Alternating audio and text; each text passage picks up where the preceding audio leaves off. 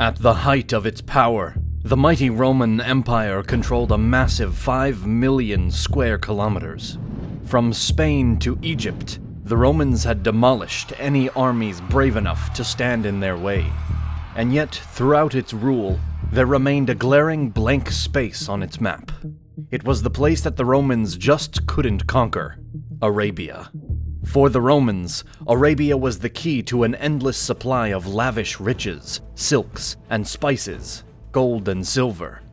To rule Arabia was to open up trade with the Far East, and from there, who knew? They simply had to have it. Unfortunately, it was never to be. Despite several attempts to invade and secure Arabian lands, the Romans could never quite pull it off. They were prevented by a number of factors, including climate, geography, poor decision-making, and a steely Arab resistance. When Augustus became the first Roman emperor in 17 BC, he assumed control of a massive empire. Roman rule spread as far west as Spain, and down into North Africa, including Egypt. Confidence was sky high, and the Romans were hungry for more expansion. Their army was expertly drilled, powerfully armed, and at its peak had 500,000 soldiers. The Roman system was simple: expand the empire by simply rampaging over the top of other civilizations, then acquire all wealth from the new territories, and either recruit or enslave the newly conquered populations. This was a largely successful strategy. However, when the Romans turned their attention towards Arabia, they found it to be a desperately difficult region to take control of. The importance of establishing some kind of rule in Arabia was a result of the burgeoning trade with India and later China. Arabia formed the vital link between Asian civilizations to the east and the Rome-controlled areas of much of Europe to the west. Rome's upper classes had acquired expensive tastes, and when Augustus became emperor, the demand for exotic spices and silks was very much on the rise. Some of the sought-after spices, such as pepper and cinnamon, were traded with India, while others, such as frankincense and myrrh, were only found in southern Arabia, around today's Yemen. The southern Arabs, the Sabaeans, transported their spices via an inland trail, known as the incense route, adjacent to the Red Sea. The incense route wound up to northwestern Arabia, near Petra, or modern-day Jordan. The Nabateans had settled in this region, and they and their Sabaean contacts soon became extremely wealthy on the back of the lucrative trade with Rome. When Rome took control of Egypt in 30 BC, it opened up huge markets for trade between the West and the East. Trade with India and China was now possible via the Red and Arabian sea routes, while overland routes from China into Central Asia and then Arabia were also starting to take shape. Although Rome had a small foothold in Arabia, the Romans wanted to set up permanent settlements throughout the region, especially in southern Arabia, which had ports lined along the Arabian Sea.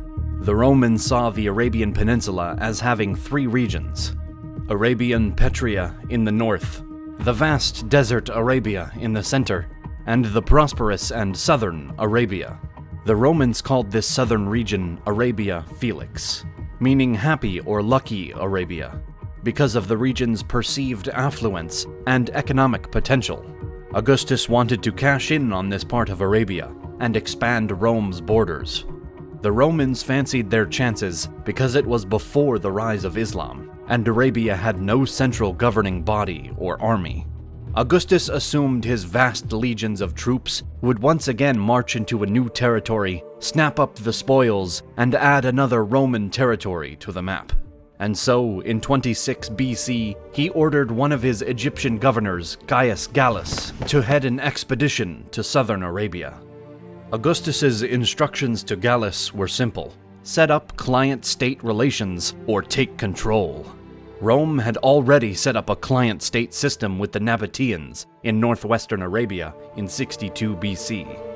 The Roman general Scaurus had besieged the Nabatean city of Petra, but was fast running out of supplies, and his troops were wilting under the fierce heat. The Nabatean king Aretas III struck up a sly deal with the Roman leader. They decided that for an agreed-upon sum, or bribe, the Romans would withdraw, and the Nabateans would be permitted to continue as an independent client state of Rome. Aretas paid Scaurus a generous amount in gold and silver, which Scaurus happily accepted. This allowed the Romans to begin making inroads into northern Arabia, based on the Nabatean submission. When Gallus set forth from today's Suez in 25 BC, he had a legionnaire of some 10,000 soldiers, plus another 1,000 Nabateans. Supporting the mission were Nabatean guides and supply trucks. Gallus had also organized for supply ships to follow him down the Red Sea, so the Roman troops could head to the coast and access supplies as needed. On paper, it looked great. However, right from the outset, the Arabian invasion seemed doomed. The Roman troops crossed the Red Sea from Egypt and disembarked at Lus Qom in northwestern Arabia. Already, scores of men were stricken with stomach viruses, cramps, and fevers that had quickly spread amongst the tightly compressed legions of troops. No sooner had they staggered off the ships and prepared for their southern assault than the Romans were hit by a plague. It was thought to have been caused by a mix of the local waters and plants, and pretty soon, Gallus had to call time and wait until his troops recuperated. Hardly ideal. When the worst of the plague had ended several weeks later, Gallus rallied his troops and outlined the tactics. The plan was to head south to modern-day Yemen and take the city of Marib. The Nabateans provided Gallus with a friendly and unassuming guide named Aelius. Despite his charms, Aelius was to play a vital part in the failure of the Gallus-led invasion. Aelius was instructed to lead the Romans along roughly the same path as used by traders on the incense route. Sources at the time, such as Pliny the Elder and Gallus's friend Strabo, had both estimated the trip as needing at least 5 camel stops, which was a considerable trek. The Romans, largely ignorant of the Arabian geography and brutal desert heat, were about to enter hell itself.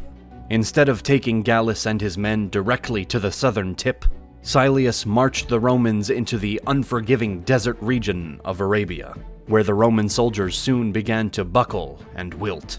The heat was like nothing the Romans had encountered, and before long, hundreds were dead from heat exhaustion and thirst. Not only were Gallus's men deprived of water, but Aelius had taken them away from their coastal supply ships, further exacerbating the situation. Why the deception?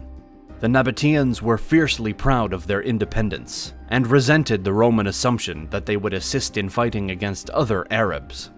Aelius continued southward, always promising that riches were soon to come. Despite the immense hardship, the Romans were able to easily overpower Arab settlements, and the push continued to southern Arabia. Cities such as Medina, Mecca, and Negrana all fell to the battle-hardened Roman forces, but the desert and lack of food and water were adding up. Gallus was taking serious losses due to the conditions, but Aelius insisted that they push on south. By the time the Romans finally reached the southern Arabian capital of Marib, they were out on their feet. It had taken a staggering 6 months to march from the northern tip of the peninsula to the south, a journey that was usually only a matter of weeks. Gallus brought his men in and laid out his plans. They were to form a siege of Marib, and eventually take control of what they'd marched so long to attain. However, the Roman troops were exhausted, and many were seriously ill. To make matters worse, the southern Sabaean Arabs were well organized and had the wealth to construct daunting 6-meter defensive walls around their capital city. Their soldiers were rested, well-fed, and fresh, ready for a fight. The Romans lasted only 6 days before Gallus conceded defeat and ordered a humiliating retreat back to Egypt. Not surprisingly, there was no welcoming party for Gallus. Instead, he was relieved of his duties by an enraged Augustus, who started contemplating the next best way to gain a foothold in Arabia. It would be more than a century later, but the Romans tried again to invade Arabia. This time, at least initially, they had some success. In 107 AD, Roman Emperor Trajan had begun a serious assault to the east. He was eyeing the independent Nabatean region of northwestern Arabia. The Romans had previously seized the area under the command of Scaurus, but had allowed the Nabateans to remain independent, on the proviso that they paid for the privilege. When the Nabatean king Rabel died in 106, the Romans moved in. They already had troops stationed in nearby Syria and Egypt, and were easily able to annex the Nabatean kingdom. It became the province of Arabia Petrea, and swallowed up portions of modern-day Syria, Jordan, and Saudi Arabia. From here, the Romans were able to solidify their position, and for a time, the northwestern chunk of Arabia was under Roman rule. This is what the Romans were after: partial access to the huge amount of trade passing through northern Arabia and the Western empires via the Red Sea.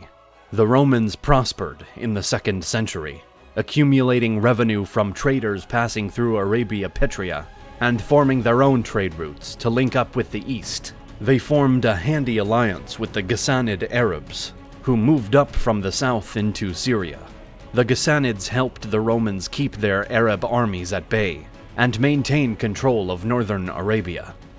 In the late 2nd century, Emperor Septimus Severus saw firsthand how volatile the region was becoming.